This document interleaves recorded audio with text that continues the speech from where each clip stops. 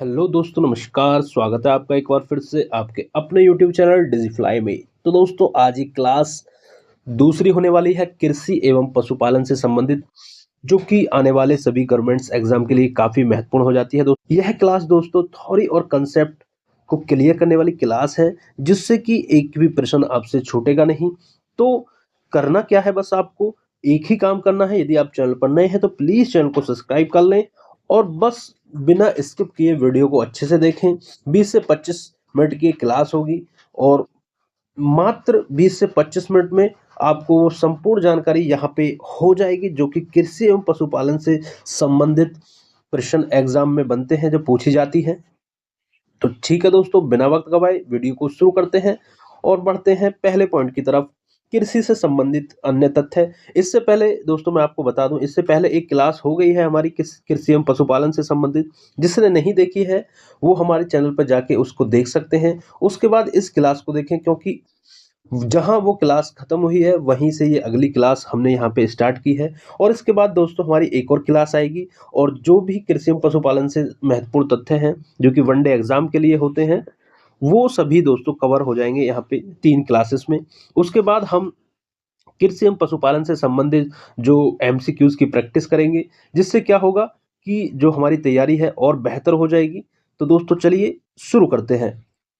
यहाँ पे देखते हैं कृषि से संबंधित अन्य तथ्य क्या है, देखते हैं इनको। भारत में फसलों के कुल क्षेत्रफल में खाद्यान्नों का हिस्सा लगभग 70% तक है। ठीक है, आपसे पूछा जाए कि भारत में जो फसलों के कुल क्षेत्रफल में खाद्यान्नों का जो हिस्सा है वो कितना है, ऐसे प्रश्न बन जाता है, तो आप याद रखना कि लगभग 70% है। ठीक है, अगला क्या है पॉइंट कि तंबाकू भारत में पुर्तगालियों द्वारा लाया गया। ठीक है, एक प्रश्न दोस्तों यहाँ से तैयार हो गया, आपसे कभी एग्जाम में पूछ ले कि जो भारत में जो तंबाकू है वो कहाँ, कौन के द्वारा लाया गया है, मतलब किसके द्वारा लाया गया, तो आप कहेंगे सर पुर्तगालियों के द्वारा लाया गया था तंबाकू को भारत में। तंबाकू के उत्पादन में आंध्र प्रदेश का प्रमुख स्थान है। दूसरा क्वेश्चन दोस्तों यहाँ से तैयार हो गया कि तंबाकू के उत्पादन में जो आंध्र प्रदेश है इसका प्रमुख स्थान है। विश्व में चीन तंबाकू उत्पादन में अग्रणी है। ठीक है, एक प्रश्न यहाँ से तैयार हो गया। उसके बाद भारत क्रम से भारत एवं ब्राजील का स्थान है। ठीक है, तो यहाँ देखिए तंबाकू से यदि प्रश्न बनता है कि तंबाकू कौन लाया भारत में, तो आप कहेंगे सर पुर्तगाली लाए। और तंबाकू का उत्पादन जो है भारत में कहाँ, आंध्र प्रदेश में सबसे ज्यादा होता है, प्रमुख स्थान है। ठीक है, बात करें यदि विश्व की, तो पहले नंबर पर कौन है, चीन है। उसके बाद भारत है दूसरे नंबर पर, और उसके बाद तीसरे नंबर पर ब्राजील का स्थान है। ठीक है दोस्तों, एक एक लाइन से दोस्तों, एक एक पॉइंट से कई कई क्वेश्चन आपके एग्जाम के लिए तैयार हो रहे हैं। तो बस हमारा उद्देश्य यही रहता है, आपको ये बताना कि किस तरीके के प्रश्न कहाँ से बनने की संभावना है। इन चीजों को हम साथ के साथ देखते चलेंगे दोस्तों। और मेरा वादा है दोस्तों, बस आप वीडियो को बिना स्किप किए पूरा अच्छे से देख लें। दोबारा आपको कृषि एवं पशुपालन का जो टॉपिक है उससे दोबारा पढ़ने की जरूरत नहीं पड़ेगी। मात्र आप दोस्तों 2 से 3 बार इस वीडियो को देखें और नोट्स बना लें, और बार बार उन्हीं को बस रिवाइज करते रहें दोस्तों। उसके बाद हम एमसीक्यूज भी लाएंगे, आप देख सकते हैं वहां पे कि आपको याद कितना रह रहा है, आपकी तैयारी कितनी बेहतर हो गई है, उससे आप इतना जान सकते हैं दोस्तों, ताकि आपके एग्जाम में गलती ना हो। चलिए अगला पॉइंट देखते हैं। रबर अमेजन बेसिन ब्राजील का मूल पौधा है। ठीक है, जो रबर होता है, रबर किसका, ब्राजील अमेजन बेसिन का मूल पौधा है। आपसे पूछ ले कभी, तो भारत में केरल रबर का सबसे बड़ा उत्पादक राज्य है। ठीक है, तथा विश्व स्तर पर प्राकृतिक रबर उत्पादन में थाईलैंड का प्रथम स्थान है। ठीक है, यदि बात करें भारत की, तो केरल जो है, केरल वो रबर का सबसे बड़ा उत्पादक राज्य है। और विश्व स्तर पर बात करें प्राकृतिक रबर उत्पादन की, तो वो आपका थाईलैंड है। ठीक है, प्रथम स्थान पर। चलिए अगला पॉइंट देखते हैं दोस्तों। यहां से 2 पॉइंट क्लियर हुए, तंबाकू और रबर के। ठीक है, यहां से जो प्रश्न बने दोस्तों, मैं आशा करता हूं आपसे वो प्रश्न छूटेगा नहीं। चलिए अगला देखते हैं कि भारत में केसर फूल का वर्तिकाग्र का उत्पादन कश्मीर में किया जाता है। ठीक है, जो केसर आपने देखा होगा वो कहाँ किया जाता है, कश्मीर में किया जाता है दोस्तों। ठीक है, याद रखेंगे आप, कश्मीर का केसर दोस्तों प्रसिद्ध होता है। अगला देखते हैं पॉइंट, नारियल के उत्पादन में भारत विश्व में तीसरे स्थान पर है। ठीक है, यदि आपसे नारियल की बात आ जाए एग्जाम में, पूछ ले कि नारियल का जो उत्पादन है वो भारत का कौन सा स्थान है, तो आप कहेंगे सर तीसरा स्थान है। याद रखेंगे इन चीजों को दोस्तों, ऐसे ही प्रश्न एग्जाम में बनते हैं। अगला दोस्तों, इंडोनेशिया प्रथम स्थान एवं फिलीपींस दूसरे स्थान पर है। अब आपसे पूछ ले सर प्रथम स्थान पर कौन है, तो आप कहेंगे इंडोनेशिया, और दूसरे स्थान पर कौन है, फिलीपींस, और तीसरे स्थान पर आपका भारत है।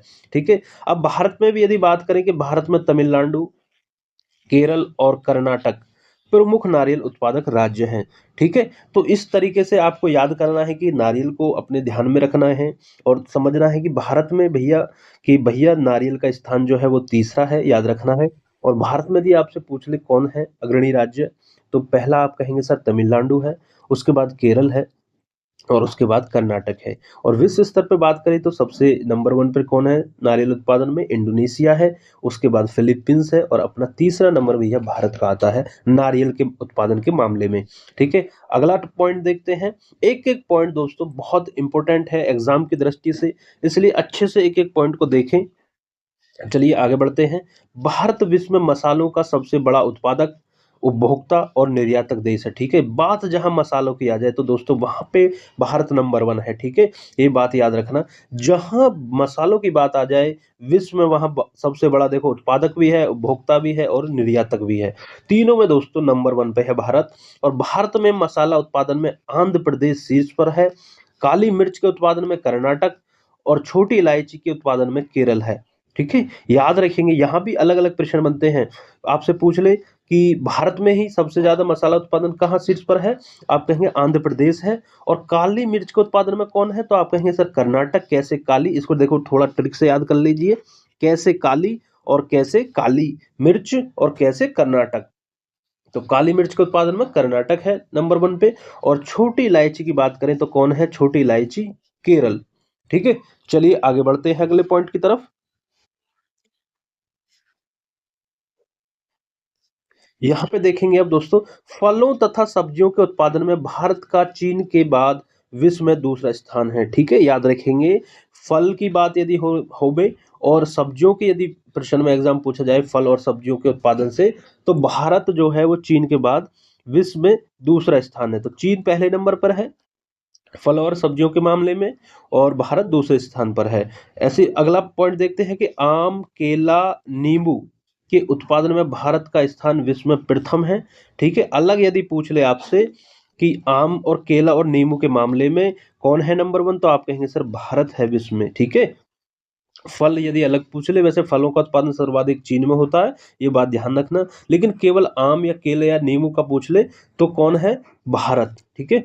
अगला पॉइंट देखते हैं। महाराष्ट्र में उत्पन्न अल्फांसो आम विश्व प्रसिद्ध है, इसका अधिकांश भाग निर्यात किया जाता है। ठीक है। अल्फांसो आम कहाँ का है दोस्तों, महाराष्ट्र में ये उत्पन्न किया जाता है अल्फांसो आम, जो कि विश्व में प्रसिद्ध है दोस्तों। विश्व में इसने अपना डंका बजा रखा है, अल्फांसो आम। ठीक है। याद रखेंगे इस चीज को, इसका अधिकांश भाग निर्यात किया जाता है।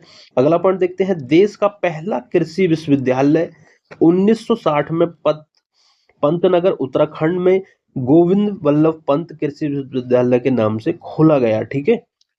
तो ये एक बहुत इंपॉर्टेंट पॉइंट है कि देश का पहला कृषि विश्वविद्यालय, ठीक है, पहला बात हो रही है कृषि विश्वविद्यालय की, तो वो कहाँ है, तो आप कहेंगे सर 1960 में तो ये खोला गया और पंतनगर उत्तराखंड में गोविंद वल्लभ पंत कृषि विश्वविद्यालय के नाम से ये खोला गया था, पंतनगर उत्तराखंड में 1960 में। ठीक है। याद रखेंगे। आपसे पूछ ले कि देश का पहला कृषि विश्वविद्यालय कौन से सन में खोला गया, कब खोला गया, कि सर 1960 में खोला गया। और यदि आपसे पूछ ले कहाँ है, तो सर कहेंगे आप पंतनगर उत्तराखंड में है।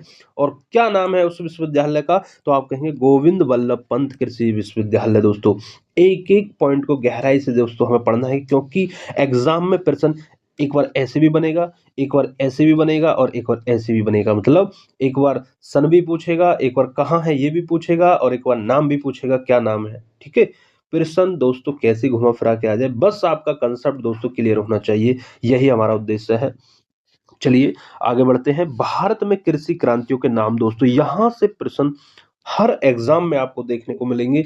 ये एक छोटा सा जो आपके सामने टेबल है, मतलब एक छोटा सा टेबल है, इसमें दोस्तों ये प्रश्न ऐसे ज्यों की त्यों देखने को मिलते हैं हर एग्जाम में। जितने भी वनडे एग्जाम होते हैं, मैं गारंटी दे रहा हूँ, एक प्रश्न दोस्तों अवश्य यहाँ से देखने को मिलता है।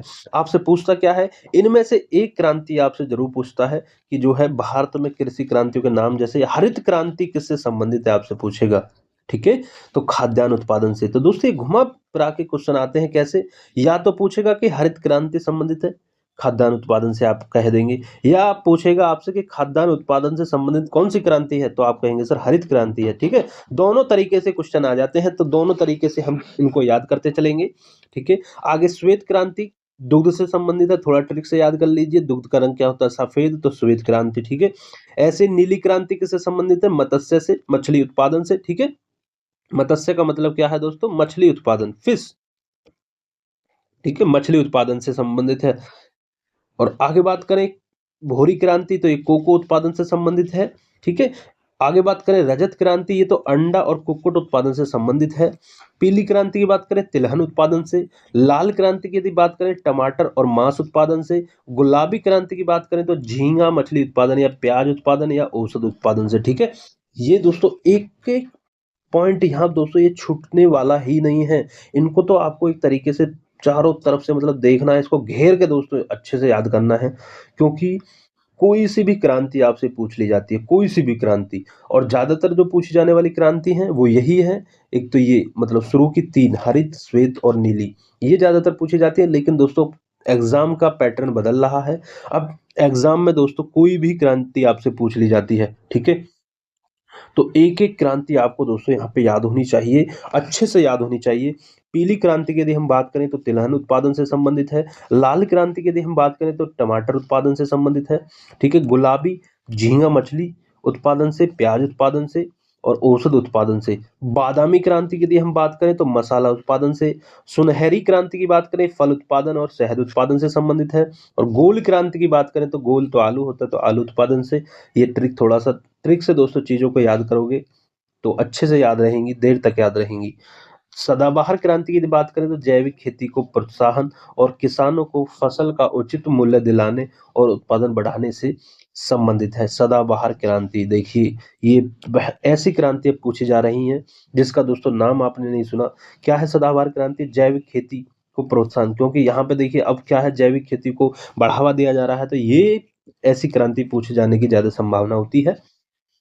आगे रजत रेशा क्रांति कपास उत्पादन से है दोस्तों, ठीक है। ये कंफ्यूज नहीं होता, खाली रजत है तो वो अंडा से और कुक्कुट से संबंधित है। और बात करें यहाँ रजत रेशा की यदि बात आ जाए तो रेशा किसमें होता है, कपास में होता है, तो कपास उत्पादन से संबंधित है। इस तरीके से दोस्तों कंफ्यूज नहीं होना है, एक एक चीज को अच्छे से तैयार करना है। चलिए आगे बढ़ता हूँ दोस्तों। और दोस्तों बस आप कुछ देर और दोस्तों यहाँ पे ठहर जाइए, हम एक एक चीज दोस्तों मैं गारंटी दे रहा हूँ, जितने भी वनडे एग्जाम में प्रश्न बनते हैं कृषि एवं पशुपालन से, एक भी प्रश्न आपका बाहर नहीं जाएगा। अच्छे से यदि आप इन वीडियो को देखते हैं, बस बने रहे हमारे साथ। और वीडियो पसंद आ रही है तो वीडियो को लाइक शेयर जरूर करते रहें दोस्तों। चैनल पर नए हैं तो प्लीज चैनल को भी जरूर सब्सक्राइब कर लें। चलिए, और उन तक भी इस वीडियो को पहुंचाएं जो तैयारी कर रहे हैं आपके भाई बहन। चलिए, सुनहरा रेशा क्रांति की बात करें तो जूट उत्पादन से संबंधित है। देखिए रजत किससे, कपास से, और सुनहरा रेशा क्रांति जूट से। सैफरॉन क्रांति केसर उत्पादन से संबंधित है। ग्रे या सलेटी ये उर्वरक उत्पादन से संबंधित है। हरित सोना क्रांति बांस उत्पादन से संबंधित है। और मूंग क्रांति मोटे अनाज के उत्पादन से। और बात करें परामनी क्रांति, ये भिंडी उत्पादन से संबंधित है। और इंद्रधनुषीय क्रांति ये सभी क्षेत्र के उत्पादन में वृद्धि करने से है। ये भी इंपॉर्टेंट है, इंद्रधनुषीय क्रांति सभी क्षेत्रों में उत्पादन में वृद्धि करने से, ठीक है। ये थी दोस्तों क्रांतियां, जितनी भी क्रांति है आपकी भारत में, कृषि क्रांतियों के उपनाम है ये, ठीक है। इनको आप अच्छे से याद रखें, ठीक है। अब यहाँ पे कुछ फसल है, बुआई के प्रकार हैं, कब उनकी बुआई होती है, कटाई और प्रकार रबी खरीफ जायद, यहाँ से भी प्रश्न बनते हैं। कैसे बनते हैं प्रश्न मैं आपको एक बार बता दूं। आपसे यदि पूछ लेगा कि ये जो फसल है इनमें से फसलों के नाम देगा, ठीक है, फसलों के नाम देगा। और आपसे पूछ लेगा कि ये कौन से प्रकार की फसल है, रबी की, खरीफ की, जायद की। इस तरीके से प्रश्न बनते हैं, ठीक है। या आपसे पूछ लेगा कि इन फसलों की बुआई कौन से महीने से कब होती है या कटाई कब होती है। तो इसको देखते हैं एक बार क्या है। कि भैया सबसे पहले कि जो रबी की फसल है वो कौन-कौन सी होती है? गेहूँ हुआ आपका, जौ हुआ, चना हुआ, मटर हुआ, सरसों हुआ, मसूर हुआ, आलू हुआ। तो दोस्तों इनको अच्छे से याद करने का यदि आप गाँव से बिलॉन्ग करते हैं तो आसानी से याद रखा जा सकता है।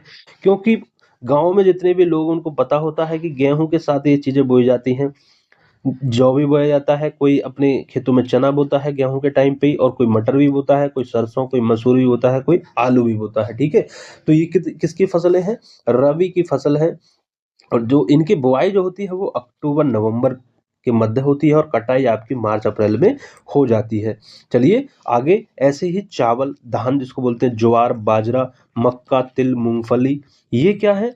ये आपकी खरीफ की फसल है। इनकी जो ये जून-जुलाई में बुआई होती है इनकी और अक्टूबर-नवंबर में ये कटाई होती है, ठीक है? इसी तरह तरबूज हुआ, खरबूज हुआ, ककड़ी हुआ, खीरा हुआ और अन्य जितनी भी सब्जियाँ हैं, ये सब जायद की फसलें हैं। ठीक है, तरबूज, खरबूज, खीरा, ककड़ी ये मार्च-अप्रैल में बोई जाती हैं और जून-जुलाई में ये काट ली जाती हैं, ठीक है? आगे नोट दिया है याद रखें दक्षिण भारत में रबी के मौसम में भी खरीफ की फसलों की कृषि की जाती है, ठीक है? दक्षिण भारत की यदि बात करें, ठीक है? दक्षिण भारत में जो रबी के मौसम की फसलें हैं, वो खरीफ की फसलों में भी कृषि की जाती है। बस इसको याद रखें। ये दोस्तों यहाँ से प्रश्न बहुत कम बनते हैं, यहाँ से प्रश्न ज़्यादा बनते हैं कि आपसे पूछेगा कि ऐसे पूछ लेगा कि जो मक्का है वो किसकी फसल है? रबी की, खरीफ की या जायद की? तो आप कहेंगे सर खरीफ की फसल है, ठीक है? कब बोई जाती है, कब काटी जाती है, ये भी पूछ लिया जाता है। ज़्यादातर जो प्रश्न बनते हैं वो रबी, खरीफ, जायद इससे बनते हैं। आपसे पूछ लेगा कि आलू जो है वो आपका रबी की फसल है, खरीफ की या जायद की? आप कहेंगे सर रबी की फसल है, ठीक है? इस तरीके के प्रश्न एग्ज़ाम में बनते हैं, तो आपको याद कैसे करना है वो मैंने सारी चीज़ें बता दी और यहीं से प्रश्न दोस्तों आपको ज़रूर देखने को मिलेंगे। बस आपको अच्छे से चीज़ें को तैयार करना है सिलेबस को, एक भी प्रश्न छूटेगा नहीं आपसे ये वादा है। चलिए आगे बढ़ते हैं। भारत में हरित क्रांति, भारत में हरित क्रांति का संबंध कृषि क्षेत्र से है।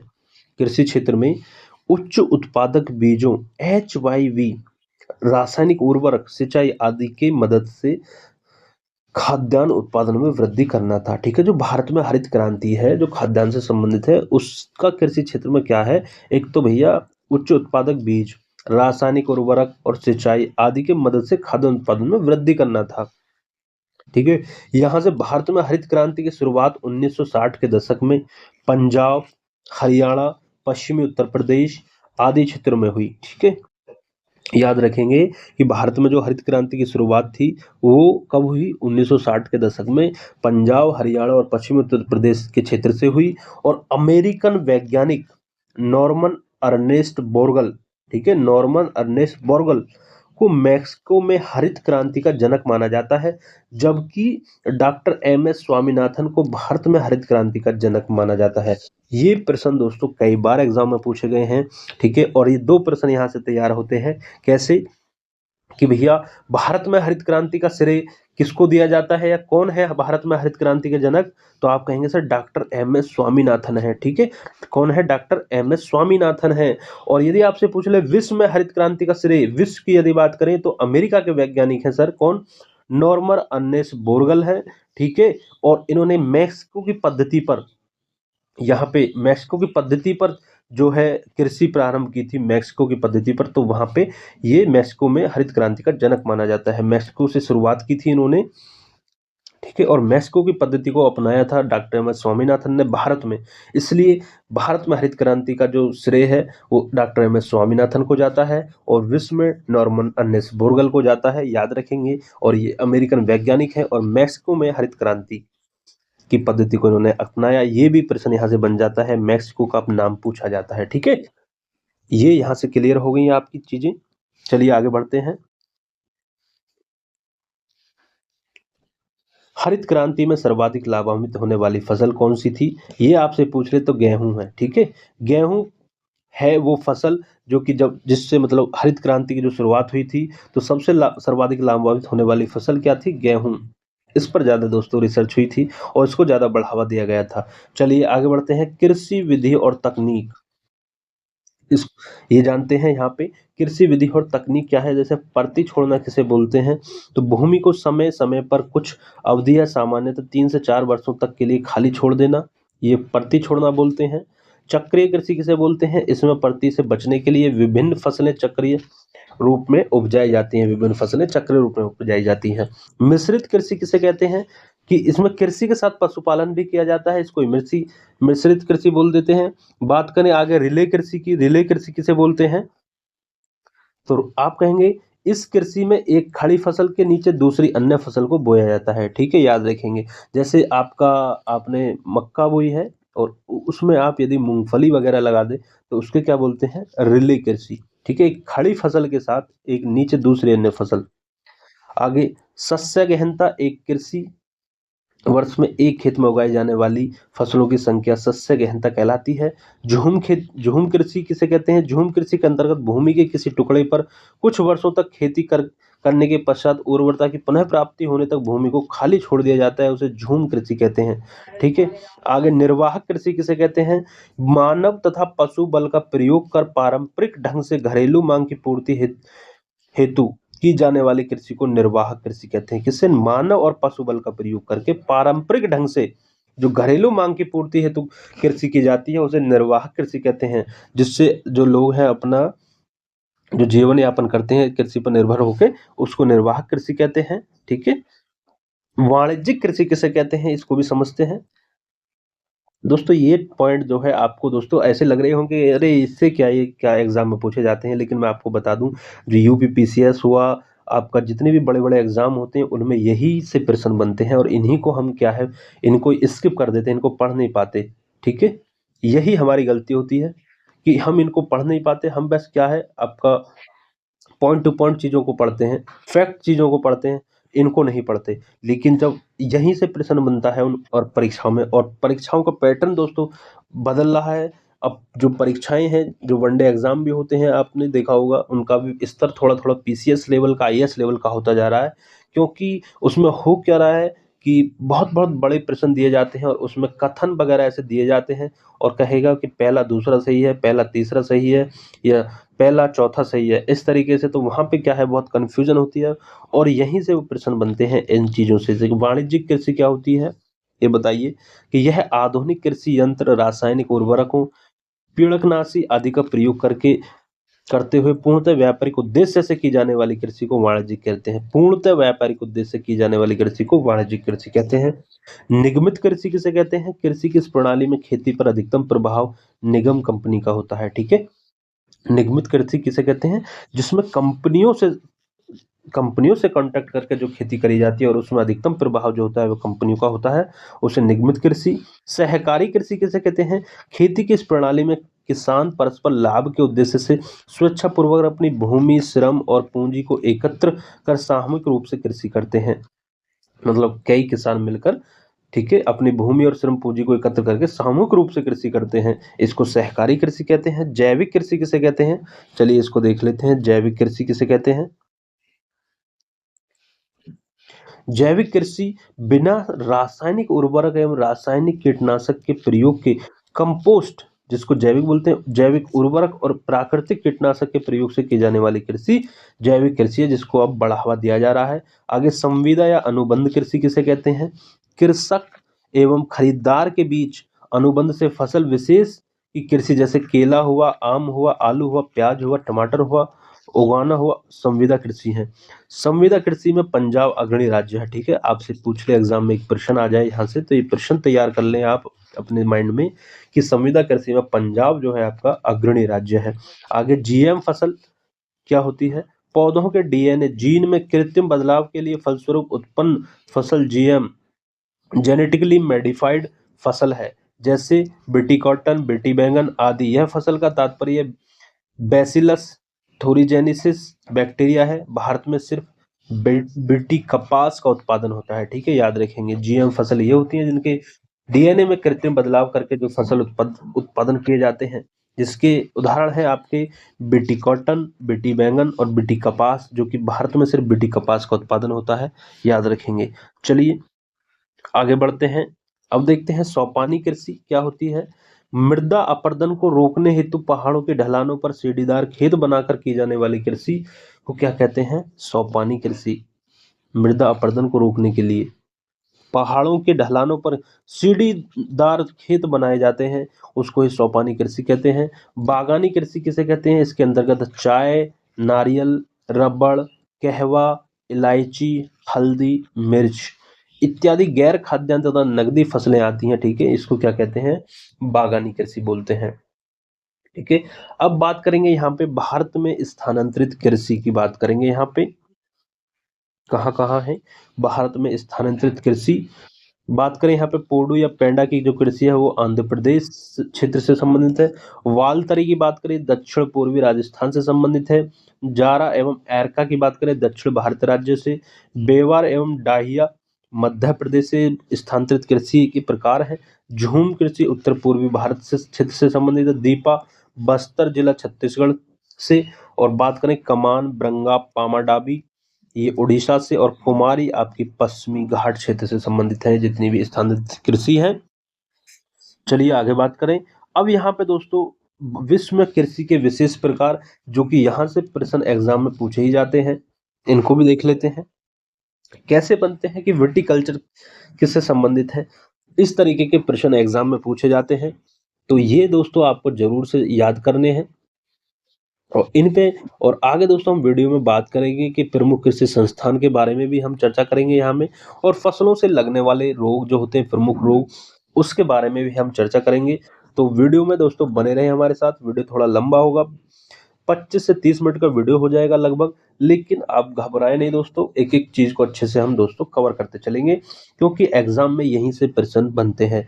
और ये हमारी दूसरी क्लास है, मैं आपको बता चुका हूं पहले। और एक और क्लास आएगी और उसके बाद कृषि एवं पशुपालन का जितनी भी हमारी थ्योरी की कंसेप्ट है वो सब क्लियर हो जाएगा। और उसके बाद हम प्रैक्टिस सेशन शुरू करेंगे आपके लिए। चलिए विटिकल्चर को पढ़ते हैं। अंगूर उत्पादन। पिसिकल्चर क्या है? मछली पालन की क्रिया। सेरीकल्चर क्या है? रेशम उत्पादन की क्रिया। हॉर्टिकल्चर बागवानी फसल जैसे फल सब्जी आदि का उत्पादन।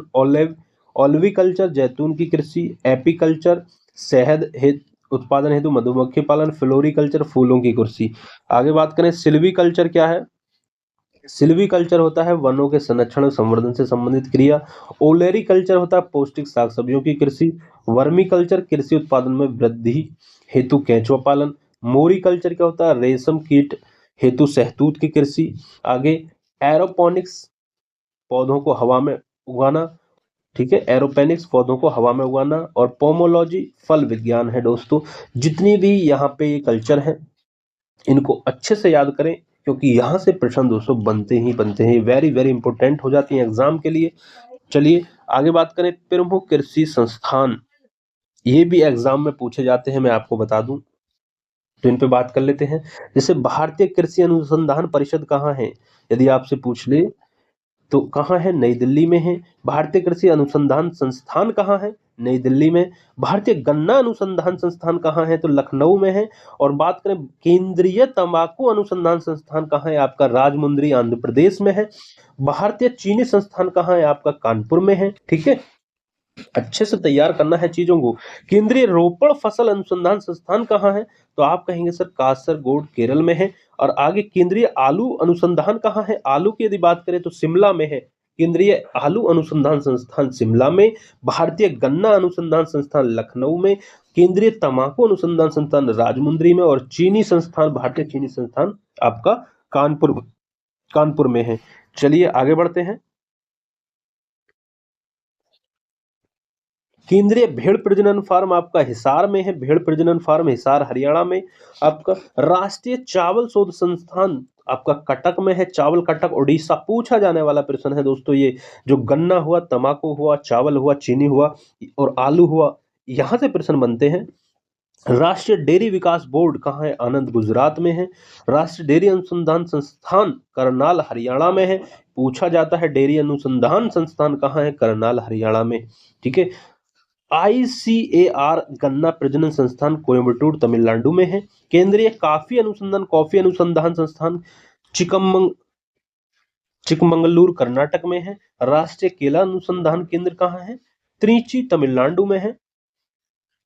ठीक है, केंद्रीय उर्वरक गुणवत्ता नियंत्रण एवं प्रशिक्षण संस्थान आपका कहाँ है?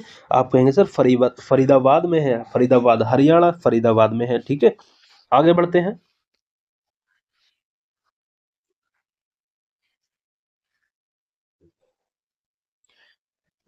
यहाँ पे टिड्डी चेतावनी संगठन आपका ये जोधपुर राजस्थान में है, राजस्थान के जोधपुर में, ठीक है। विपणन एवं निरीक्षण निदेशालय कहाँ है? फरीदाबाद में है। राष्ट्रीय पौध संरक्षण प्रशिक्षण संस्थान हैदराबाद में है।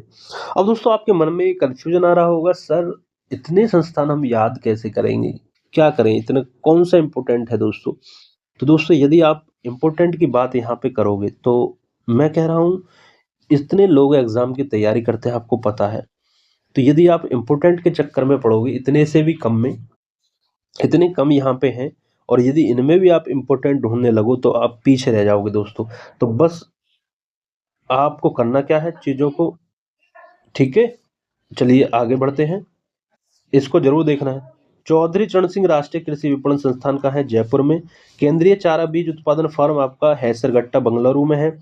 आईसीएसआर विवेकानंद पर्वतीय कृषि अनुसंधान कहाँ है? आपका अल्मोड़ा उत्तराखंड में है। केंद्रीय द्वीपीय कृषि अनुसंधान संस्थान पोर्ट ब्लेयर अंडमान निकोबार में है, ठीक है। चलिए आगे बढ़ते हैं। भारतीय चारागाह एवं राष्ट्रीय अनुसंधान संस्थान आपका झांसी में है। राष्ट्रीय जैविक खेती केंद्र आपका गाजियाबाद में है, ठीक है। राष्ट्रीय जैविक खेती ये आपसे पूछा जाता है और पूछा जाने की बहुत ज्यादा संभावना है कि राष्ट्रीय जैविक खेती केंद्र कहाँ है? आपका गाजियाबाद में है, ठीक है। चलिए आगे बढ़ते हैं।